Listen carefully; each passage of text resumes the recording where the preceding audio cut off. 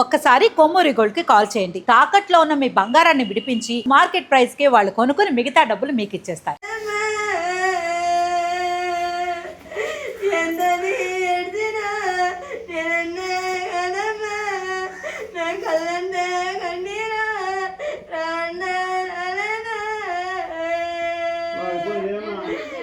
అది పుల్లేమో బుజ్జి ఆడకూడదామా అలా అలా ఆడకూడదు అలా ఎడితే అమ్మా అలత్తమా అలా ఎడితే తలపొడి తప్ప ఏమి ఉండదమ్మా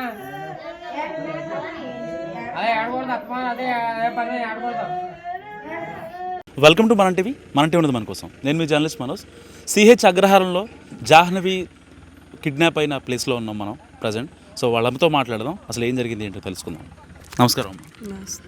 ఏంటమ్మా అసలు పోలీసులు ఏమైనా చెప్పారా పాప గురించి అప్డేట్?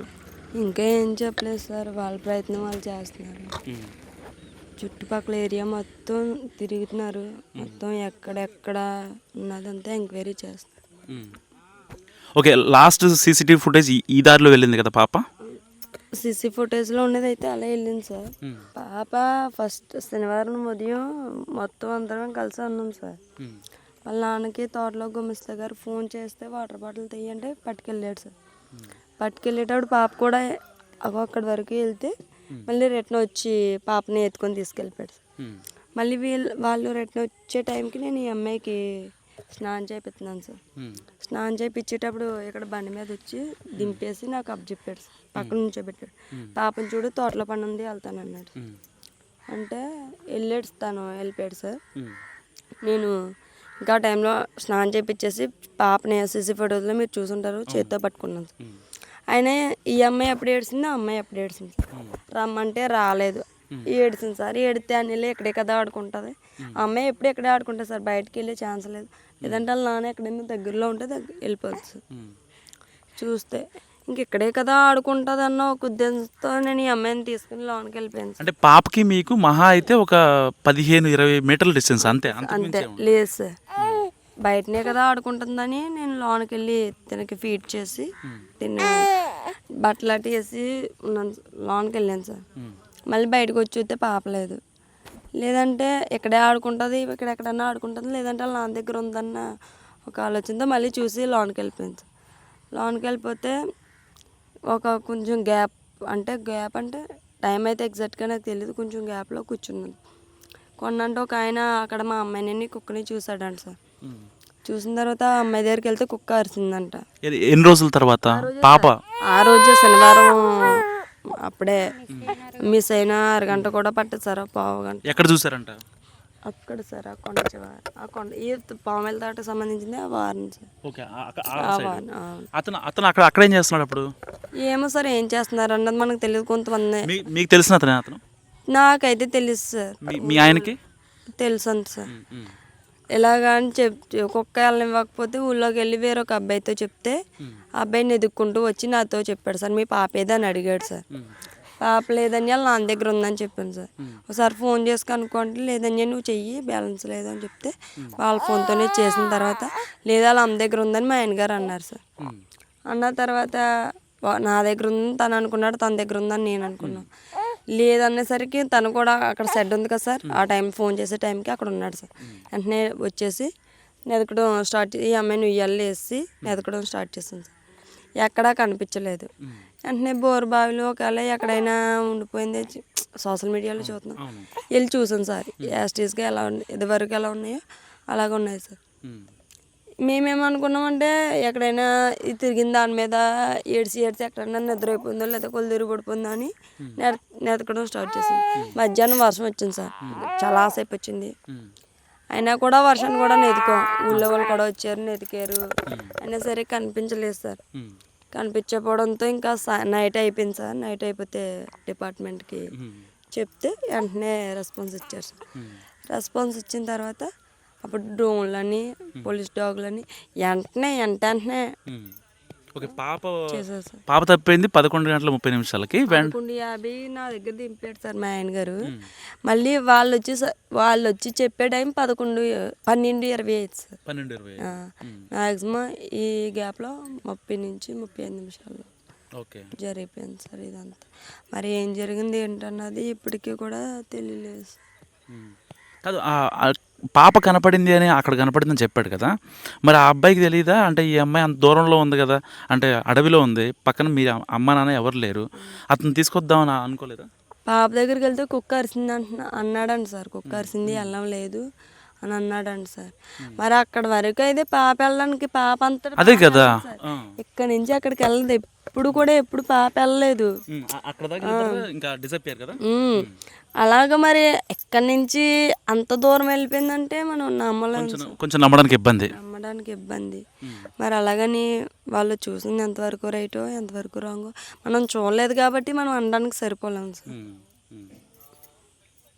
ఓకే, మీ మీద వచ్చే బ్యాడ్ కామెంట్స్, మీరే పిల్లల్ని కొంచెం నెగ్లిజెన్స్తో ఉన్నారు, కనీసం జాహ్నవి వాళ్ళ అమ్మ ఏడవట్లేదు అనేవి మీ మీద వచ్చే ఎలిగేషన్స్. సార్ కెమెరా ముందు నేను ఏడాలంటే ఎంత నేర్చింది సార్. ఈ 11 రోజులు అవుతుంది సార్. ఈ రోజుకి 11 రోజుల నుంచి ఓన్లీ కెమెరా ముందంగా ఏడితే ఏడ్చినట్టు కాదు సార్.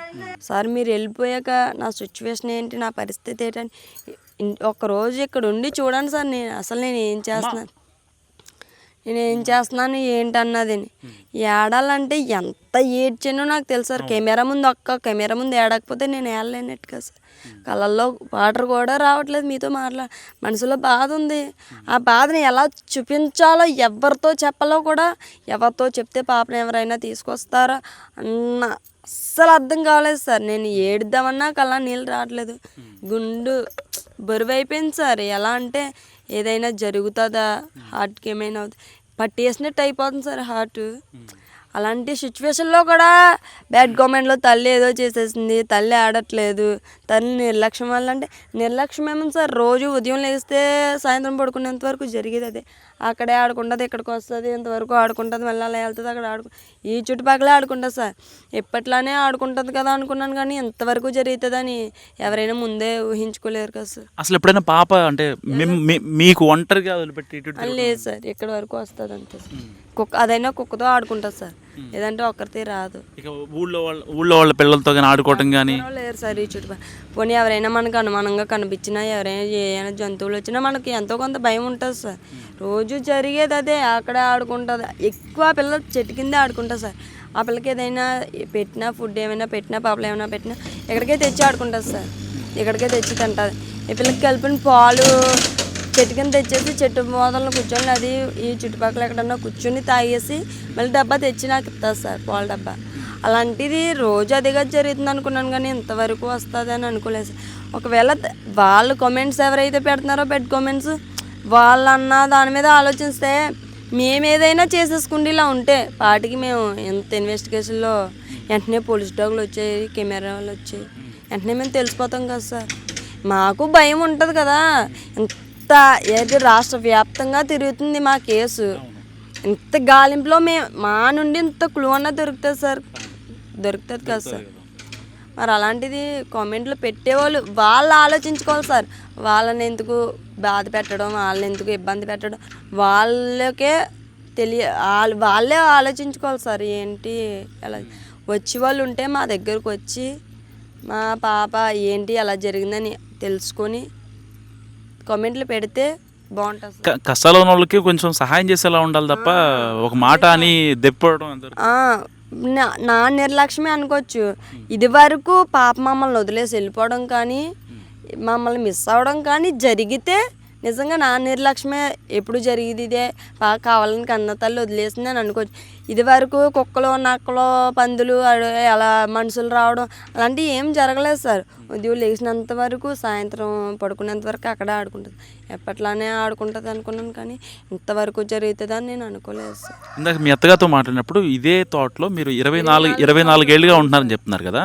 ఇన్నేళ్లలో అంటే ఏదన్నా క్రూరమృగాలు, మనల్ని దాడి చేసే యానిమల్స్ ఇక్కడ మీరు చూసినట్టు ఏమన్నా గుర్తుందా మీకు? సార్ మా ఇంటి దగ్గర ఎవరున్నా లేకపోయినా నైట్ టైం ఇంత తోటలో కూడా నేను ఒక్కదాన్నే ఉండేదాన్ని సార్, పిల్లలు తీసుకొని. నైట్ టైం 12 అవని 1 గంట అవని అవసరానికి నైట్ మా హస్బెండ్ రాకపోతే నేను ఒక్కదాన్నే ఉన్న రోజులు కూడా ఉన్నాయి సార్. అలాంటప్పుడే భయం లేదు సార్. పట్టబాగలో ఏం భయం ఉంటుంది సార్. ఎప్పుడు అలవాటు అయిపోయిన వాళ్ళకి ఇంక భయం ఏముంటుంది సార్. ఎప్పట్లానే అనుకున్నాను, కానీ ఎంతవరకు జరుగుతుంది అని ఎక్స్పెక్ట్ చేయలేదు సార్ నేనైతే.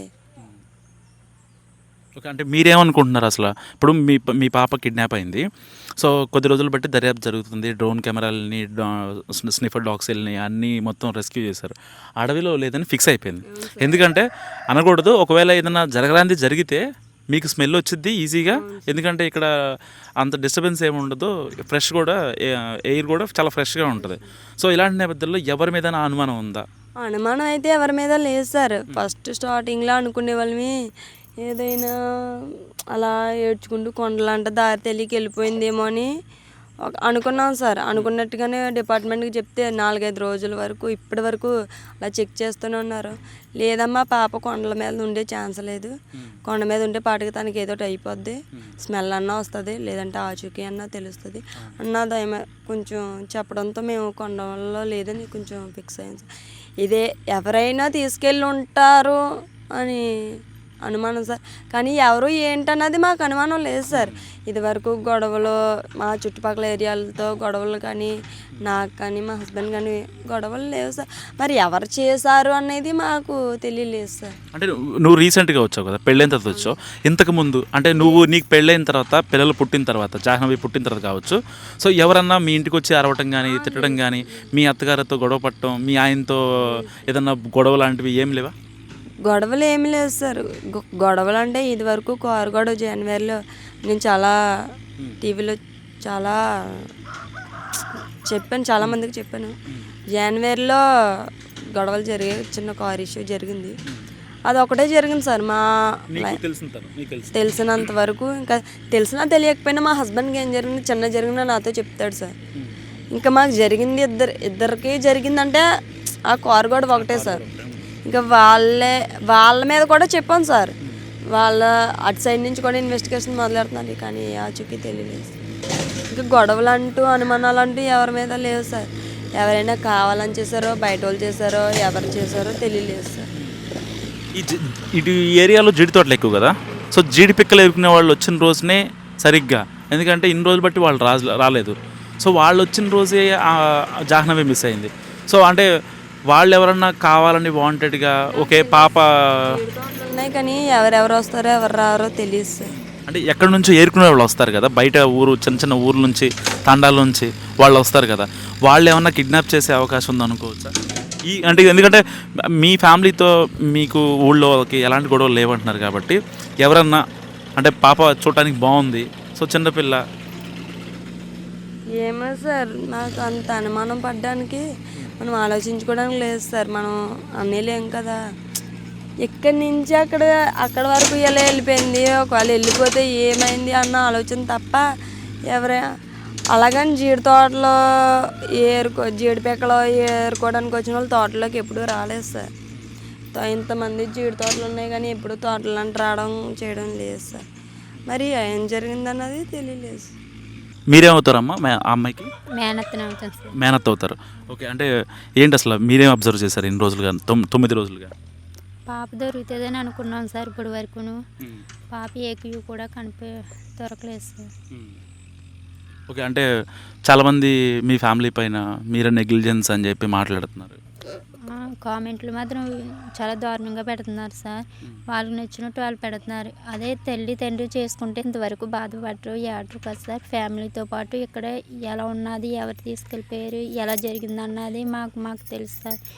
బాధపడే వాళ్ళకే తెలుస్తుంది సార్ ఆ బాధ. ఫ్యామిలీ మా వదినకి మా అన్నయ్యని వాళ్ళ మీద అనుమానం పెట్టి కామెంట్లు పెడుతున్నారు. వాళ్ళు చేసుకుంటే వాళ్ళు అంతలా ఏడరు కదా సార్. మా వదిన హెల్త్ కూడా బాగోలేదు సార్. బాగోపోయినా ఆ పాప కోసమే ఏడుస్తూ చిన్న పాపను కూడా పట్టించుకోకుండా ఉండిపోతుంది సార్. కానీ ఆ అమ్మాయి మీదే ఎక్కువ అనుమానం పడి కామెంట్లు నచ్చినట్టు పెడుతున్నారు. ఇక్కడికి వచ్చి ఒకసారి చూస్తేనే కానీ తెలియదు ఆ బాధ ఏంటో. పడే వాళ్ళకే తెలుస్తుంది ఆ బాధ. నచ్చినట్టు వాళ్ళకి ఇష్టాసారంగా పెట్టుకుంటున్నారు. ఒకసారి వచ్చి చూసి పాప ఎలా మిస్ అయిందని తెలుసుకొని అప్పుడు పెడితే బాగుంటుంది. తండ్రి మీద ఎక్కువ అనుమానం పడుతున్నారు సార్. ఆ అనుమానం ఏంటో మాకు తెలుస్తుంది. పాప ఎలా మిస్ అయింది ఏంటి, ఎలా ఇంటికాంచి ఇలా ఎందుకు ఎలా జరిగింది అన్నది ఇంట్లో వాళ్ళకి తెలుస్తుంది సార్. బయట వాళ్ళు ఇలా పాప వాళ్ళ తండ్రి మిస్ చేసేరి, వాళ్ళే ఇచ్చేసారు, ఇద్దరు పాపలను ఇచ్చేసారు, అమ్మేసారు అని ఇష్టాసరంగా పెడుతున్నారు సార్. ఆ కామెంట్లు కరెక్ట్ కాదు సార్. సో విన్నారు కదా జాహ్నవి తల్లి మాటలు. సో కావాలనే నా పైన బురద జల్లుతున్నారు, నేను ఏడవట్లేదనో లేకపోతే బాధపడట్లేదనో కొంతమంది కామెంట్స్ తనను బాధిస్తున్నాయని చెప్తున్నారు. నిజంగా ఏ కన్న తల్లి కూడా తన రక్తం పంచుకొని పుట్టిన పిల్లను, ఆ పాపను వదులుకునే ప్రసక్తి ఏ తల్లి చేయదు. నిజంగా ఆవిడ మాటలు విన్న తర్వాత సో ఈ సోషల్ మీడియాలో తల్లిదండ్రులపైన బ్యాడ్ కామెంట్స్ పెట్టేవాళ్ళు ఇకనే మారుతారని మనస్ఫూర్తిగా కోరుకుంటున్నా. కెమెరామ్యాన్ నాయుడుతో మనోజ్, మనం టీవీ, తుని.